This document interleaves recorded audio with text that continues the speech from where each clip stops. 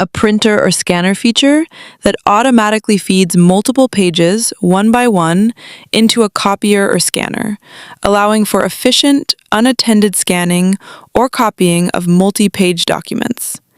Put pages in the document feeder and use your mobile scanner app or scan app on Mac or PC, like Image Capture and Scan app on Mac and Windows, respectively. I am using the Canon Print app. Tap on Scan and start scanning by tapping on the Scan button. Keep scan settings as you can see on my iPhone screen. The printer automatically detects the scanning mode. Wait for the scan to complete on your scanner and app as well. Please refer to my separate tutorial on scanning documents on Mac and Windows PCs using Image Capture and the Scan app. Tap on the Share button and select the Use as PDF or Use as JPG option.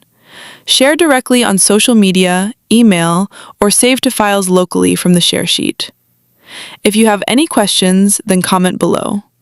Like this video to support me and subscribe for new video updates.